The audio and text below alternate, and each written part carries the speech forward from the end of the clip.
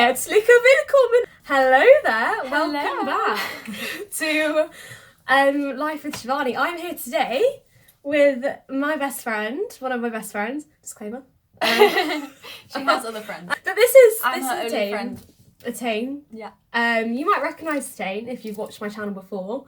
I'd hope you would, because my God, has she contributed to some fun videos. Especially the Berlin. The Berlin segment. The Berlin videos are crazy. Yeah. Do you want to? I don't know. Do I want to say anything? Subscribe to Shivani. Oh God. Attain has like a TikTok. She's very viral. Definitely. Very viral. If you've not already seen her on your My For You viral page, load. she has a viral load, all right. Link for my TikTok will be in the description. You can check out Attain. Let's jump straight in, shall we? So basically today what we thought we would do is give you our honest review of our study abroad experience in Berlin! Berlin, Berlin! Berlin, Berlin! Ich weiß gar nicht so genau, warum ich sie so gerne mag. So we went to the University of Birmingham together. We both studied Biology with some German. with a bit of sprinkling of German, sprinkling of Deutsch. Mm-hmm. So our year abroad was integrated with our whole degree. Exactly. And we knew that from the start. We did. In fact, that's how we met, right? Yeah, we met in the first week, and turned out we were destined to go to Berlin together. We went in our third year of university. Fun fact, we're in Scotland right now. It's crazy. All the countries. We're just globetrotters. International. Yeah. Mr. Worldwide. Mr. Worldwide. Mr. Worldwide. We went to Berlin in our third year. We studied at the Freie Universitaet Berlin. You're probably familiar with it. If you're thinking about going to Berlin, you would have heard of it. So we're going to do this video in sort of chunks, talk about different themes, things which have often been asked in comments and on Instagram. And we're just going to be really honest and just dive straight in, I think. This is the tea. This is the tea. You'll get this nowhere else. I'm Tassa Tay. Oh. I'm Tassa Tay. Zoom in on my face I will. when I go, oh.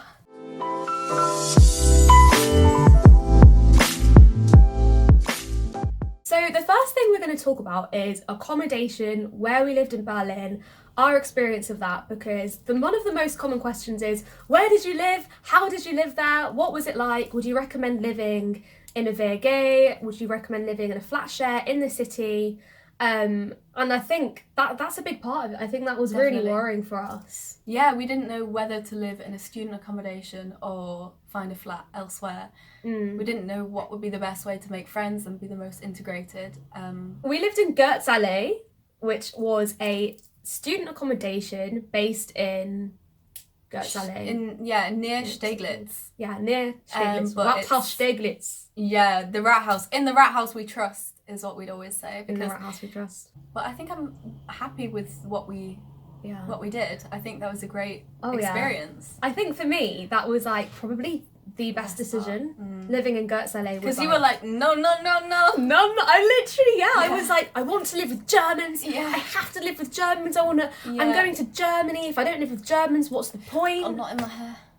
Was for me, I was like, if I don't live with Germans, what's the point of doing a study abroad in Germany? Exactly. And you were like, I don't think it will matter, right? I think so, yeah. And I just thought it would be nice to have a safe place where people are in the same boat as you and it's like set up as a social situation from the get-go. And I don't think we realised quite how social it was going to be. Yeah. I don't know if we were just lucky that year.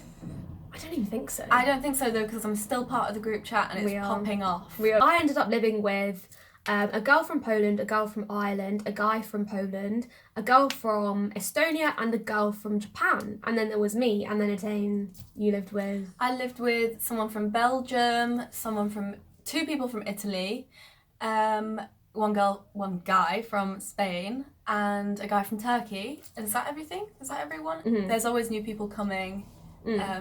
In and out, yeah. Shake it all about. For us, living in Goerzallee was very, very social. So you can find Goerzallee through Studierendenwerk. Studierendenwerk, I think. We'll link it below. But there's other options like Halbauweg, Schlachtensee. I would say Goerzallee was definitely the most social out of those. The best. The best. Everyone would come to Goerzallee from those places and be like, oh my god, Goerzallee is the place to be. Like, we'd have huge block parties where we'd meet people. And I think we would find ourselves in situations where we would look at each other and be like, what is going on? Like, is this real life? Literally. Like, you've got a Greek person dancing in one corner, a Turkish an Irish person sitting on a chair, just doing this. Zoned out. Turkish person doing some shisha. You got like a Polish guy following you around. I don't know. I'm not even making... Following you? No, you're not making things up. It would just be... I think what was amazing, what we're trying to say is like... Everyone is from everywhere. Loads of different people from all over the country, all over the world. And you just have an amazing time. Everyone was so chaotic and individual as well. Yeah. Everyone was so unique and it was crazy. Yeah. I don't know how we managed to just get the most crazy people ever. Insane. In a small place. But insane in a really, really good way. In a really great way. Just like really way. fun and good vibes. I think when you do Erasmus as well, the kind of people who do it want to make friends, want to branch out and have fun. Definitely. I think that was one of the most important things. It was like, on Erasmus, it was never weird to be like, hey, we've just met. Do you want to go travelling together? Like, maybe not as direct as that. Like, nice to meet you. Come to Amsterdam. To be fair though, I don't think that's far off. No, actually it's not. Like, we went travelling with our friends Joey and Dan, and at the point that was planned, we didn't really know them very well. Like, we knew that they were going travelling and we were like, you know what? Let's go together. And we did, and we had an amazing time. There's a video of that on my channel. But I think it was great because you could meet someone and be like, oh, you know what, let's grab a coffee, like, let's go for a walk, let's go to a bar together. And everybody had the same mindset of let's just go and wanting... play ping pong. Let's play ping pong outside. The same mindset of wanting to meet people and, like, just get to know new people. And that's something you would struggle to find if you weren't living with all international students who were there for a year to make the absolute most of it. Don't be afraid of not living with the Germans. I'd say if you are looking at living in an international halls, that is something incredible that you might not ever have the chance to do again. You can go and live in a different country again and live with people from that country, but making connections with people from all over the world who we're still in contact with today is a once-in-a-lifetime experience. And you learn like little bits of their languages and their culture. Nasılsın? We can speak fluent Turkish now. Benim adım Etain. Benim adım Shivani. Said Nodune. Benim adım Etain. Görüşürüz. We just said bye to each other. Goerzallee. Around Goerzallee as well, there's like so many things you can do. Like there's shops. I think Shivani's probably already talked about like everything that's around in other videos, but in a nutshell, there's like so many different food places, like Thai, Turkish, pizza, literally on like connected to the building, and next door. And you'll get to like know the quirks of just living in Berlin and like what you tend to find. Like, for example, Club Mate is like a cold tea drink that you can a cold treat. It's a cold treat. And yeah, it's like a really studenty thing, and then also just like donors, because obviously doner kebabs. Yeah, and there's a big Turkish population in Canal, and you can just explore and go through like housing estates, playgrounds, and we love that. I don't know, just crazy things. There's a graveyard if you're into that. So Goerzallee is about 20-25 minutes away from Freie Universitaet on the bus. So the great thing in Berlin is you've got 24/7 transport in terms of buses. You're never going to be stranded.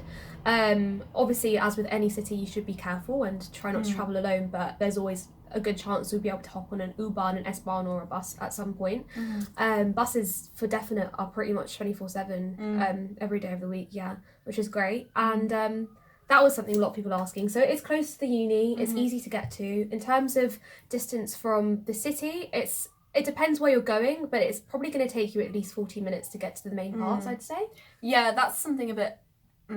at first. Yeah, at first it can be a little bit annoying, but I think you get used to it because you're living in a capital city and you're compromising because it's so worth it to live in a place that feels just like such a community. So yeah, and then you do it together, don't you? Like, yeah, and you have friends that you go with, and it's just one of those things you have to weigh up, like, what are your preferences? If it's more important to you, like, I want to be bang in the centre of the city and have, I don't know, have like Alexanderplatz on my doorstep, then obviously then you shouldn't opt for a place like Goerzallee because you won't have that experience. But I feel like balancing social life and have been part of the community and making a lot of friends and close to uni. Exactly, that was like a good balance for us. And on a night out, you know, we would be on the U-Bahns and S-Bahns and whatnot, and we would just drink together on the way, and it'd just be really funny. It's an experience, I think. It was hilarious. It was part of it. Like, you can tell because we're thinking about it, and we just got a big old smile. I would say it was probably the best year of my life so far. One of, would you? The rooms are relatively small, but there's huge windows. And it's so nice because there's a garden area, which is really green. You can see it in the Goerzallee tour if you want to see. Weirdly, I lived on the flat just above Attain, so we were really close, which was quite funny.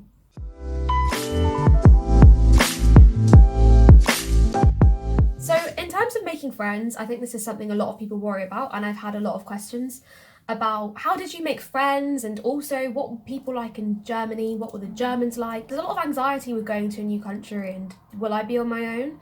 And obviously the obvious answer from us is the place we lived was very useful. And what friends did we have? Do you want to go into that? What friends did we have? I mean, we were friends with all our flatmates, and we had some friends from uni, and then we just met people like literally in the corridors and just started chatting, and we were like, let's hang out, like let's just vibe. So we just vibed.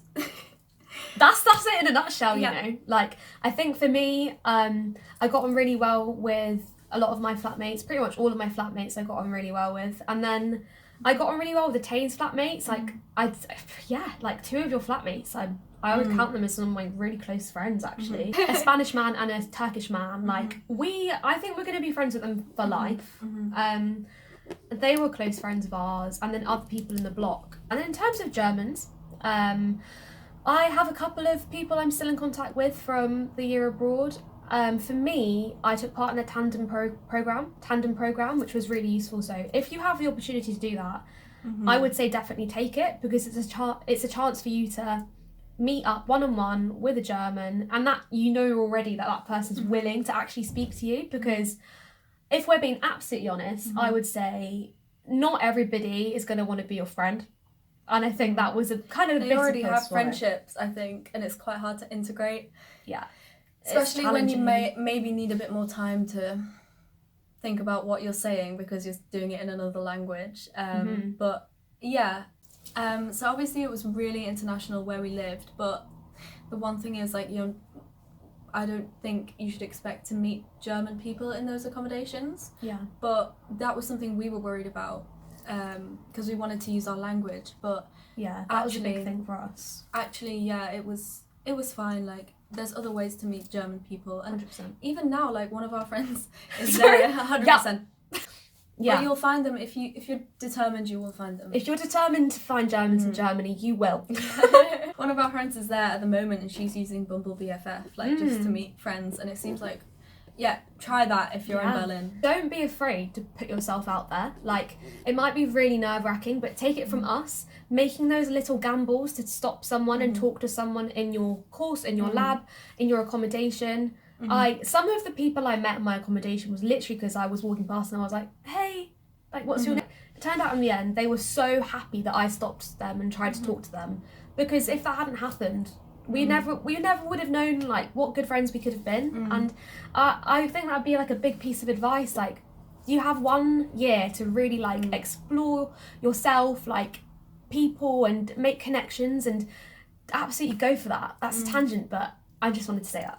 And one of the other German friends I made was like in a neurobiology lab, and she was just really interested because I think she heard we were English, and I wasn't in the same lab as you for this, but she came up to me and was like, oh my god, are you from England? And we've stayed in contact, you know, that you do meet people who just genuinely are interested and intrigued. And I'm not gonna lie, a lot of the time people are gonna want to practice their English on you. But that's fine, because you can practice your German with them, and it's just it's quite a nice little I was about to say symbiosis. I guess, yeah. Kind of is.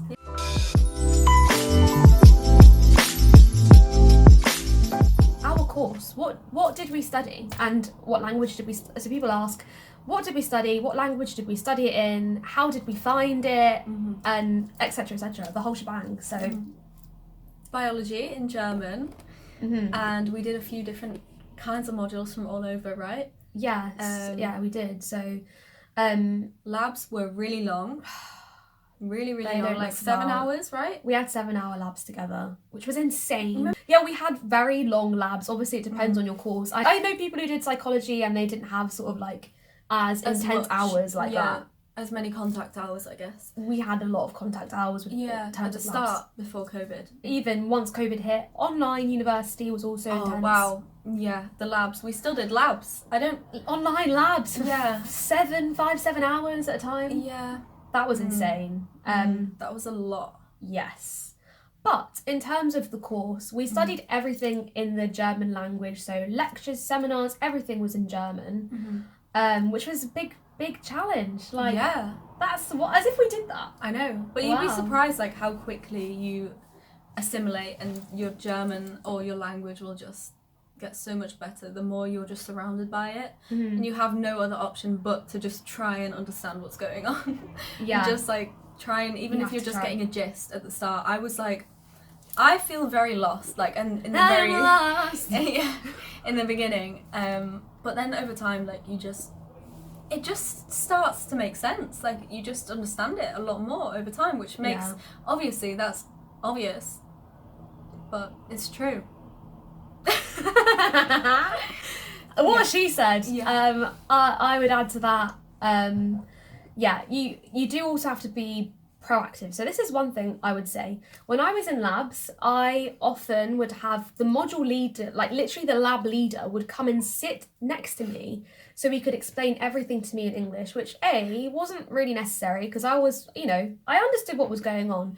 But I found, this might be a generalization, but for me, my experience, everybody was really but really keen to practice their English with me. And that was sometimes at the cost of my own German and practicing my German. So you kind of have to be quite firm. I would speak to people in German and they would respond to me in English because they knew I was English. That can be frustrating because in Berlin, communication-wise, if you can't speak German, that's not going to be an issue. Everyone can speak English pretty much, and you can definitely get by. But if you want to practice your German, be like, listen, I would like to practice my German. I'm trying to just like speak German. I had to say that to the lab leader. Like, I was like, it's fine. As well. It's scary. German when you're not sure like whether you're speaking correctly. But obviously, not everybody's courses were in German. Ours was, because also that was the course we were doing with. I know Erasmus doesn't exist necessarily anymore, but there's similar programs, and you might well be studying in German, and Google Translate is your best friend. I'm not gonna lie. Look, it's not bad to learn through Google Translate. If you've got a bunch of German text in front of you, don't be afraid to pop it in Translate. Be wary of the grammar, but for the most part, it's gonna give you a good idea. And for me, would you say for you too?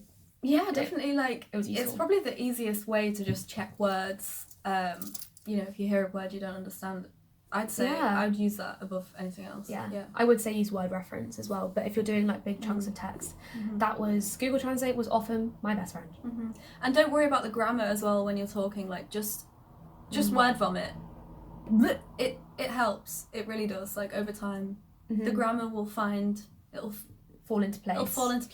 And your confidence will just increase with the language. I know not for everyone language is going to be a priority, but for us that was a big part of it, immersing ourselves in sort of the language and culture and as much as we could. And I would just say, some people asked about the Germans and what the German people were like with foreigners. I would say for the most part my experience was pretty positive. It's mixed, but I would say it's mixed anywhere you go. Like, it's mixed with any people ever. I would say, like, there are definitely stereotypes that people have in their minds, but I don't think necessarily they're true. I think every person is different that you might meet. Like, labs and stuff, they are very strict with timings and their rules, and that's something hard to get used to. They can be quite funny.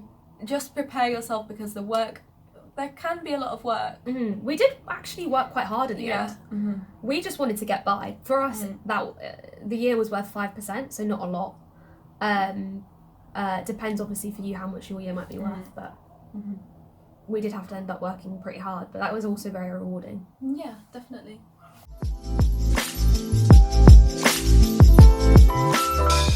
So the next thing we wanted to cover was Berlin's nightlife, bars, the going out scene. What was it like as international students, as tourists, to be quite frank? How did we find that? That's what we're going to talk about in this section. So obviously the infamous Berghain. Oh, should we How tell many the times Berghain did story? How many times did we try to get into Berghain? Twice. Oh, You might have. I think I tried like you went without 5 me. times. You and went a few obviously, times. I mean, look at me. I didn't get in. Hey. So basically, there's this club called Sisyphus, and I didn't get in. I didn't get in. I went all the way. I travelled an hour to get there. I didn't get let in because, fun fact, if you didn't know, in Berlin, the bouncers basically, they just, depending on how they feel, they either let you in or they don't. I was wearing blue jeans and a green top. You're not really gonna get anywhere with that. Wear black. Wear black. Yeah, it's not just a rumour. It's true. We both own like Berlin black leather jackets. Like, it is a thing. Like wearing black, you're far more likely to get into a club. Try and speak German as much as you can as well, and if you can, go with a group of people who speak German if you can, and go in smaller groups to the clubs which are a bit more what's Difficult the word? to get into, yeah. Like Berghain. Maybe even go by yourself. Like if you really want to go to Berghain, wear all black, go on a Sunday morning, go by yourself. Not that we ever got in. No, but this will increase the likelihood. I would have got in if COVID didn't happen. Guess we'll never know. You heard it from here. I'm sure you would have done. Like on the online thing I got in. So, yeah, so exactly. But can we tell the story? So yeah, basically I got turned away from Sisyphus because I was stupid. This was like in the first few weeks. I was wearing blue jeans, green top, was never going to get in. Absolutely stupid to even try. Because that was the only place I ever got actually turned away from, and because I learnt my lesson. And then Etain very kindly left Sisyphus to come with me. It was pretty embarrassing. Is that when we tried Berghain? We went to Berghain. You're like, you know what? Let's try and go to Berghain. We switched. Yeah, it was kind of as a joke because obviously I wasn't going to get in blue jeans and a green top. Yeah. But we were like, let's just do it. It's let's funny. Just see. This is the thing. Just do random stuff and have fun with it safely. It's very funny because everyone's so serious in the queue. It's like no one's they talking. Don't talk. Let's do an impression. They're like,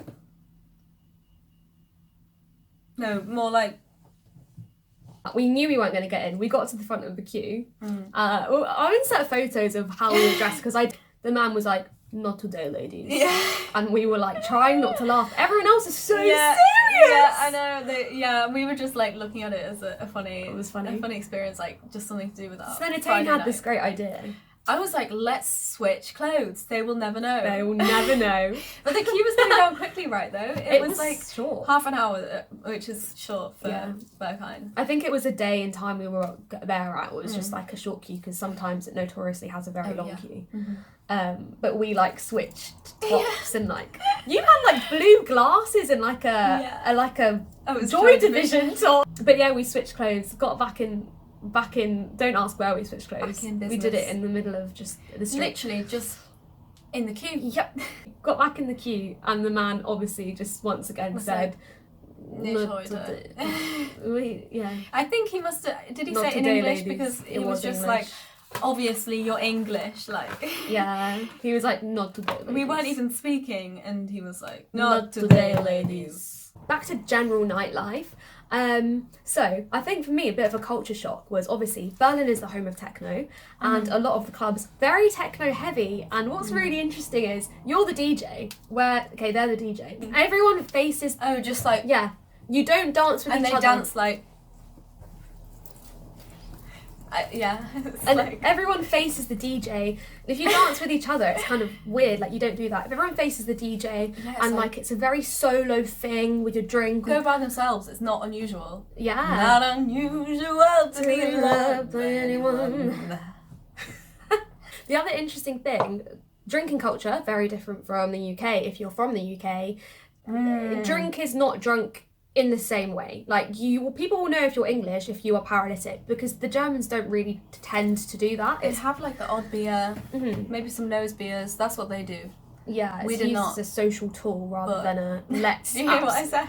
It's nose Nose beers. beers. I was like, what is that? I was thinking about that. I mean, you will see that as well. Like, that is very, there's a lot of it. Yeah, like I'm sure you're aware. If you're not, Berlin's quite a druggy city. That doesn't mean you have to do any of that. I mean, our favourite club was actually Soda in the end, which isn't even a techno The most club. British Yeah. style club. Because it had a techno room, so you could have a Yeah. dose of techno and then you could go into like one of the other like 500 rooms and just it was really fun. Yeah, and then in terms of bars, Berlin is full of such cool bars. So I'd say probably one of our favourite, I don't want to put words in your mouth, but one of our favourite areas was Neukölln. It was full, like we literally one day, the two of us just went, we were like, you know what, let's just explore. We spent an evening and we just went from bar to bar to bar to bar to bar to bar. Bar hopping. And each bar was so So cool. cool. Like just the decoration and Chungu in Neukölln. yeah, or like where they are as well, like outside, and the lights and I just had a knee-jerk reflex. Oh gosh. Sorry. Yeah, just really cool Yeah. placement and aesthetics and everything, like just absolutely amazing. And I would say like a really cool thing about Berlin is that you can find these very interesting, different, quirky bars, and unlike cities like London, where if you find a cool bar, A, it's going to be packed all the time, B, prices through the roof. Berlin, generally you'll get your beers for like €3, €3.50. Good memory. Yeah, about €3 to €3.50, which, you know, remember that's euros, you know, got to do your little currency. Exchange. That would be less in pounds. And I think that's something I loved about Berlin, that you could go out, find a really cool bar, and it's quite affordable, I would say. Depends on, you know, how you live your life, but I'd say generally as a student, it was pretty affordable. Yeah. Our local bar was the train Train bar. bar. 2-for-1 cocktails! Yeah. I mean, there were loads of like pubs near us, but we specifically liked to go to the train bar because it was It was a train? it was cool. It was really cool. There was some friends. We had friends! We did have friends. We had lots of friends. So... Don't leave that in. No. Summer in Berlin is really amazing. We loved it! I knew you were going to say that. And we always went to the lakes. Which lakes? Schlachtensee, Krommelanke, and what's the third one? Wannsee! Okay, yeah. all the Berliners go to the lakes. Yes. That's so annoying. Yeah, so basically, summer in Berlin, oh my god, I think we underestimated just how amazing it was going to be. I think that So was hot as well. the weather. Too hot. That's Very better. hot. Very hot. Maybe too hot. But wow, Might be too hot. It was just amazing. It was very, very We've hot. not even talked about Teddy, but we can do it. Teddy! We've talked about You it talked before. about it We before. talked so much. Yeah. But we can touch on it. But yeah, summer in Berlin, there's I'd say the three main lakes are Krommelanke, Schlachtensee, and Wannsee. Yeah. Wannsee is more like a beach. Yeah, Which is it's very cool. It's like there's beaches in Berlin. What the hell? And there's that beach pool place on the Spree.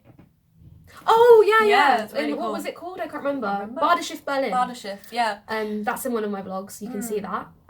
There's like countryside in Berlin as well. Like it's the greenest capital city in Europe, I think. which is- Really? Didn't yeah. realise that. I think a lot of people don't realise how green Berlin is. There's so much greenery. The lakes are honestly amazing. That's so the thing to do. definitely. Get some inflatables from Teddy. some Radlers. Get some Radlers. Get some Club Martyrs. Yeah, go to the lakes. It's the most Berliner thing. So everyone have their towels down and take a picnic, take some drinks, go with your friends, wear a swimming costume underneath your clothes and swim. Like, and it's really safe. It's normally not too cold, depends on the weather and depends on the lake. Wannsee was very warm, I would say. The summer though is so hot. You're not ready. You're not ready. And also swimming like through the trees is so, it just was like, it was like magic. I thought it was magic. It was magical. Yeah. So I Do you remember thought it was a Lutscher? Lutscher, the float, Lutscher the float. Oh my I god. forgot about Lucha. We spent a lot of time in the summer because obviously COVID hit, and we spent a lot of time sort of exploring the lakes. That was like amazing. We both got great little tans. And we also just spent as much time as we could exploring the city. So a great part of Berlin obviously is, as well as having this amazing clubbing culture and techno and different types of music and bars and affordable prices and lakes, 24/7 transport, it's also got this rich history and culture. I was trying to say it at the same time. Sorry, this rich history. And culture. History and culture. History and... I should say it and then you should speak. Say history and culture. No, you go in. History and culture. I really loved it so much. I can't wait to go back. Hopefully I can go back soon. Like, for me, the history and culture was just a really important thing to explore. Yes! One thing I noticed is, you know what? People are brave in Germany. The Germans are brave in terms of, right, if you've been to the UK, London, generally, London, wherever, only London exists in the UK. If you've been to the UK, you'll notice if you catch someone's eye, there's this politeness. So you might be like, or like, or you might not even smile. No, but you'd just quickly look away. Whereas in Germany, it'd be more like this.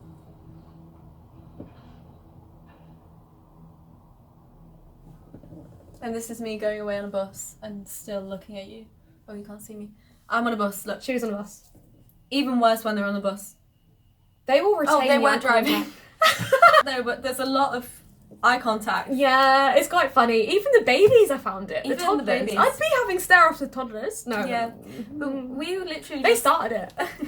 We literally just treated Berlin as like time to just do whatever and just reinvent our lives. Like our lives, and just like we didn't care because we didn't know anyone. You know, you don't know anyone, you have no connections, you're there for a year. Yeah. If you want to have a stare-off with a toddler. Yeah, you can do whatever you want. Like, yeah. You can do whatever you want. It sounds like we're telling them to like commit crime now. If you want to take a toddler, right? Take a toddler. No, just a joke. No, we're not including that. Put that in the beginning part.